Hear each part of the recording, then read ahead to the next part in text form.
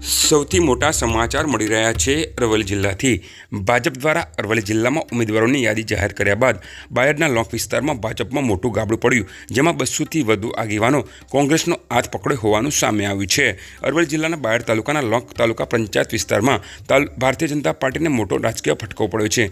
ભાજપની નીતિઓથી નારાજ થઈને અને કોંગ્રેસની વિચારધારામાં વિશ્વાસ મૂકીને દેસાઈપુરા કંપા ગ્રામ પંચાયતના સરપંચ અને ડેપ્યુટી સરપંચ સહિત 200થી વધુ સક્રિય આગેવાનો આજે વિધિવત રીતે કોંગ્રેસમાં જોડાયા છે।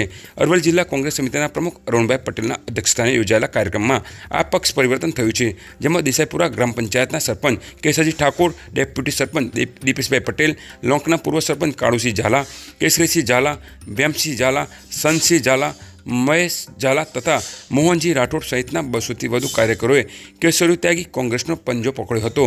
તમામ આગેવાનોને કોંગ્રેસનો ખેસ પહેરાવી પક્ષમાં આવકારી અભિનંદન પાઠવ્યા હતા।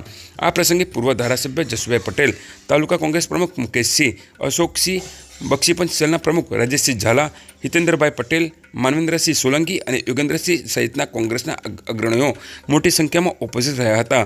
જિલ્લા પ્રમુખ અરુણભાઈ પટેલે જણાવ્યું હતું કે આજે મોટી સંખ્યામાં જનપ્રતિનિધિઓ અને પાયાના કાર્યકરો કોંગ્રેસમાં જોડાયા છે, જેનાથી પક્ષને આ વિસ્તારમાં નવી મજબૂતી મળી છે। આગામી દિવસોમાં આ વિસ્તારના પડતર પ્રશ્નો અને જનતાની સમસ્યાઓને વાચા આપવા માટે કોંગ્રેસ પક્ષ આ તમામ આગેવાનો સાથે મળીને મજબૂતાઈથી લડત આપશે।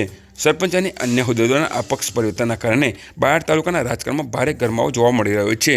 વૈભવ રાઠોડ, અરવલ્લી ન્યૂઝ, બાયડ।